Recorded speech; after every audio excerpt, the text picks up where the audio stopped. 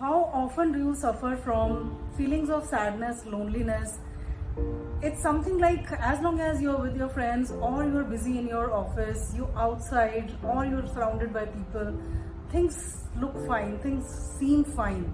It makes you feel in a high vibration and you feel that life is normal, fairly normal. As soon as you have to spend time with yourself on weekends, on holidays, or those early mornings when you wake up and you get that feeling of loneliness and sadness. If this happens with you, then I'm going to share, I was moved by my spirit to share my own story of constant sadness that I used to feel all my life. This was unexplained, but something miraculous happened in life which changed my thinking from what I was primarily assuming to be correct. Namaskar, I am Dr. Meenu, and in today's episode I am dealing with the spiritual aspect of our mental health. So if you're liking my content, please hit like and subscribe button. It helps the channel grow and reach out to maximum people. I'll start my own story with of course the beginning of my my struggle to understand life's patterns and something going wrong in life had to do with some big episode in life. I am not discussing the episode. Yes, something happened which drove me towards understanding that there is something deeper in life. I need to understand what is happening and why it is happening. Once I started the journey, it was initially about understanding psychology, narcissism, codependency, about my own self, about which then took me to my core wounds, my childhood wounds. I understood a lot about that what is happening in our life in present state is not the result of outside people causing some discomfort or unhappiness. It is coming from the childhood. The subconscious mind, the study of subconscious mind, and a lot of psychology, which last 3 years I've spent very dedicatedly and passionately into understanding every pattern of my life and then releasing those wounds, those core wounds. And I thought in this process, when I was combining spiritual work, meditations, deep meditations, focused meditations, very much focused and concentrated meditations, and I was healing myself through my childhood wounds. Lot of memories resurfaced, and I'm so thankful to my subconscious mind, because I had never thought in my wildest of dreams that subconscious mind has such capability to remember and recall minutest of incidents, and it starts cooperating with you the moment you take that dedicated step to work on yourself. It is miraculous, nothing short of a miracle. But once I healed from the childhood wounds, and I felt it's a rebirth for me. I'm feeling better. I feel much more charged and much more better. Yet there was something which was still troubling me. And what was that?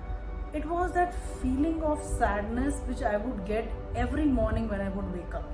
So a lot of things had changed in my behavior. A lot of patterns had completely vanished, and I had walked away from a lot of toxic people and some close relations also. So more or less the life was coming on track, but yet there was some talk with myself which still remained. I would wake up in the morning not feeling excited about the morning. I would wake up in the morning, jump out of the bed and start my routine, and there was no feeling of excitement and happiness about starting my day. So I really wanted to know where is this coming from. And of course then being a researcher, I researched a lot more about not simply about the state of mind, the happiness, the happy state of mind, but also as to why some of us invite sadness in our life without our knowing it, in our bones. So I understood that with deep research, deep readings, and dedicated research, I understood that there are a lot of things which again emanate from our childhood patterns, childhood programming. Now, where was my childhood programming playing a role in this feeling of sadness all the time? A conscious thought, conscious attention on my childhood. I simply got into hermit mode, spent a lot of time with myself, and thought and tried to resurface as to what happened in the childhood which made me, which makes me now feel sad, and was it an incident, an episode, or there was something continuous which was playing a role today in my patterns, in my routine patterns in life. And then suddenly I got this epiphany where I recalled my childhood mornings. I wanted to think about what was there in my childhood mornings, and I recalled that I never had a single morning in all my childhood where my mother or my father would wake me up, making me feel nurtured, making me feel loved, making me feel happy. I am not blame shifting anything on anyone here. My parents, I know now that they were a wounded soul, and a lot of things they imbibed from their own lot of generational lineage, their own ancestors had passed on so much of wounding. They could not understand how to connect at an emotional level with the kids. So I can't recall a single day, even in my deepest of meditations, I could not recall a single day my mother lovingly waking me up, spending 2 or 3 minutes with me, giving me those positive affirmations that the day is going to be very good. And let me tell you one thing, my school life was excellent in a sense that I was the topper in my school. Academically, I was in terms of games and sports, I had represented my school in the national level, at national level, in terms of debates, competitions, writing competition, singing competition, in terms of extempores, debates. I was excelling in everything. So I knew that I was getting a lot of love from teachers and colleagues. But as soon as I would come home, I would start feeling sad. I didn't know why. Obviously, for a kid, we all as kids were very oversensitive. Kids are all oversensitive, and everything that they see in their environment becomes a norm. So everything that I saw and observed, it became a norm. I did not react to anything, and I never felt that there was some reaction which is required from my side. So sadness became a part of my life, because if you're raised in a family where parents are indifferent towards you, where parents do not know how to nurture you, where parents in some extreme cases are very critical and judgmental of you, your actions, where you are loved only conditionally, where you don't get love unconditionally, where you are subjected to statements which are sarcastic, where you are facing a lot of sarcasm from your siblings or from your parents. When you grow up in such environment, your DNA, your deepest layer convinces yourself that this is what you deserve, that you don't deserve good things in life, that sadness is a norm, that chaotic family is a norm, that criticism and finding faults is a norm, and this is what you deserve. So you become, now I'm not talking about externally what you become. You may be very smart externally, you may be aspiring, you may be doing very well in your career, you may be topping in your school, college, in your career, but in home, if that feeling of sadness has deepened in your deepest layer, it remains despite reaching the top ladders of your career or whatever field you are in. And this when I went back to this childhood, and when all these feelings they resurfaced, that is when I realized what was the missing link. Now I had to connect the dots, and I knew now, because diagnosis of the problem is the first milestone. Once I diagnosed the problem, and that's when I learned little more about it. I read a lot of books on law of attraction, map of consciousness by Sir David Hawkins, and I could conclude that reading is one thing. A lot of people read and listen, and then the moment they are away from it, they forget. I have in the last 3-4 years implemented each and everything that I have read and come across, as if I'm working with universe. I'm co-creating things with universe, and I'm seeing that magic happen in my overall personality and my demeanor. So when I read everything about law of attraction, and I understood that you block abundance when you remain in low vibration state. Why you remain in low vibration state? That comes from your childhood programming. If you were programmed, as I said, to remain sad, you will always like to remain in loneliness, sadness, little depression, those feelings of little shame, guilt. Some families do make their kids feel shameful if the kids refuse to honor the directions of their parents.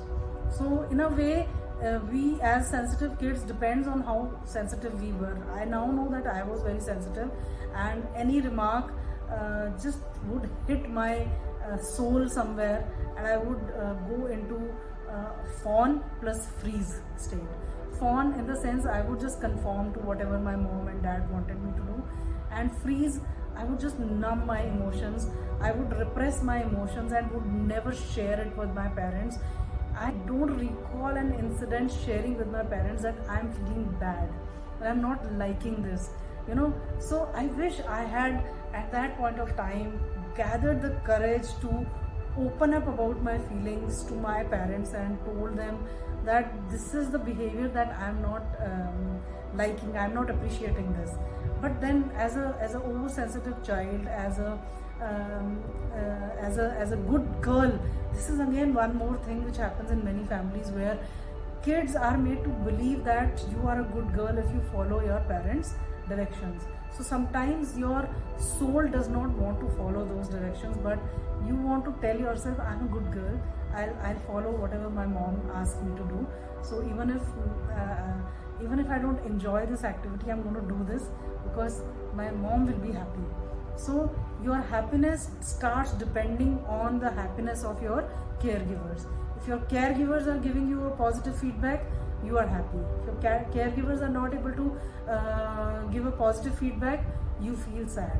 So this becomes your programming for the entire life. You become a people pleaser, you please your mom and dad, and then you start pleasing your people, your spouse, your kids, your co-workers, your bosses. It becomes a pattern, it becomes a programming for you, which is so difficult to identify first and then to get rid of. Now once I identified that I had a lot of wrong programming in my DNA, which needs to be reprogrammed. Now I had already done reparenting part of myself. I had all those episodes, all those events where I felt lonely. I wanted my mom to hug me, I wanted my dad to hug me. I hugged myself tight. I visualized universe coming over to me and hugging me tight, and of course I wept through the sessions and felt so much loved after every session. Today I know that love in me comes from inside. I don't look for love from outside. I don't chase love, I don't chase people, I don't chase situations, I don't chase jobs. It automatically attracts and gravitates towards me. So I know now all those reparenting thoughts that I have put in myself, deep within myself. So that reparenting thing I had already done. Reprogramming the subconscious mind. I had studied very deeply about subconscious mind. Subconscious mind is nothing but your servant. Your conscious mind directs your subconscious mind to do certain things. So when your conscious mind day and night tells you, I'm not happy, I'm not good, I'm not worthy, I don't deserve this, this is what I deserve, whatever I'm getting is what I deserve, your subconscious mind says, okay boss, this is what you deserve, and I'm not going to bring you good things. You block abundance by constantly programming your subconscious mind as a child. You don't know it. It is out of your awareness. All the traumas and all the negative programming, whatever happens, faulty programming, whatever happens, it happens in a very subtle and subconscious manner, wherein you don't recall those as wrong parenting. It is a norm for you. This is what you saw. Your world was your home. Your world was the family unit. So now to reprogram those faulty parenting, I understood that you have to raise your vibration. And to raise your vibration, because fear, guilt, shame, fear is a very low vibrational thinking. So fear, guilt, shame, grieving, you have to come out of these emotions as soon as possible. And another thing which I understood was, even sometimes some people, lot of people, they assume that when I party, when I go out, when I'm in the meetings, when I'm in my office, I am in a happy state of mind, I enjoy myself. So what if in my home sometimes I feel lonely and sad? Believe me, law of attraction requires you to stay in a certain high vibration continuously and not intermittently. So you cannot say that 7 or 8 hours in the office and I am in a high vibration, but when I come home I am again down to low vibration. That starts blocking all the good things coming towards you. So if you want the real abundance to walk into your life naturally, organically, you will have to stay in a certain high vibrational frequency consistently. It's like tuning in to that radio frequency. That radio, you have to tune into certain frequency.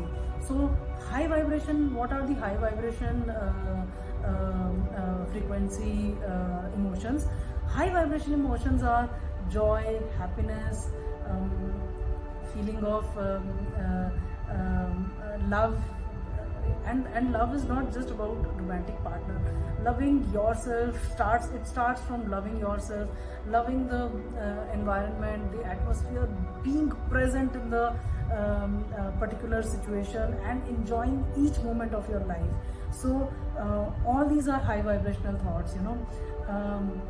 When I understood that addictions like retail therapy, addictions like alcohol, having wine on weekends, addictions like going on movie, going on picnics, if they are responsible for taking you on high vibration, then that is intermittent vibration raising that you are getting into. If you want your vibration to be raised not intermittently but continuously at a high level, you have to work on yourself. That inner work which I keep talking about, after you heal your core wounds, that is the step that I needed, and that was reprogramming my subconscious mind to think that I'm happy all the time. So how did I start? I started with listening to a lot of videos. You will get a lot of videos on YouTube regarding positive affirmations in the mornings. You may search for using these keywords, positive affirmations for the morning. So I would plug in the earphones, and as soon as I would wake up, I would, at least for half an hour, I would listen to positive affirmations, which usually are: I'm beautiful, I'm worthy of beautiful things in my life, I am going to have a great day today, I am successful, I am in high vibration, I deserve happiness, I am happy, I am joyful. Lot of vibrations, and every time these vibrations they would come, I would repeat them in my mind. So even while I was working, packing my kid's bag or his lunch, I would constantly be listening to these vibrations. And while listening, I would bring them up, and I would snatch those moments from my days, like from my previous day, which brought me happiness, goodness, and made me feel joyful. So even if the previous day was a little sultry in some terms or a little depressive, I would remove the depressive moments, and I would constantly consciously think of those little joyful moments which made me laugh, which made me smile, which made me feel good, while repeating these affirmations in mind. Believe me, 2 months down the line, and I started waking up without putting any earplugs in my ears, and those affirmations would automatically start repeating in my brain. It didn't stop there. Gradually, what happened was, I suddenly one fine day I woke up and I just looked outside the window. Rather than jumping out of bed to start my routine, I spent 5-6 minutes with myself, and I realized I was feeling very grateful, full of gratitude and happy from inside. This was actually miraculous, and that's when I realized that I'm on the right path. I have achieved what I wanted to. The true happiness coming from inside. I don't have to look for it outside now. I don't wait for the weekends to come so that I can go for a party with my girlfriends and have a drink of wine. I can drink wine and feel elated and in a transcendental state. So the transcendental state I achieved while doing my normal activities. Today, when I wake up to the time I go to sleep, there is a constant feeling of happiness in me, and it's not that disagreements do not happen with people. It does happen, but then I choose myself now. I choose myself in every situation to love myself, to not get drawn into any negative arguments, any kind of arguments which disturb me. I choose myself so much that love, it shines so bright, not only inside me, outside me also. In my meditations, I see that light completely lightening my entire body. I am not saying this just for the heck of it. I literally mean every word that I am saying. I just want to create this happiness in every individual born on this planet. We are all meant to nurture ourselves.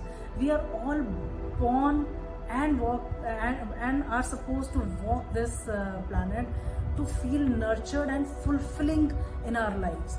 If we don't feel fulfilling, no amount of power, authority, big jobs, big retail shopping, big outings, expensive holidays will bring that happiness which is missing in our daily routine.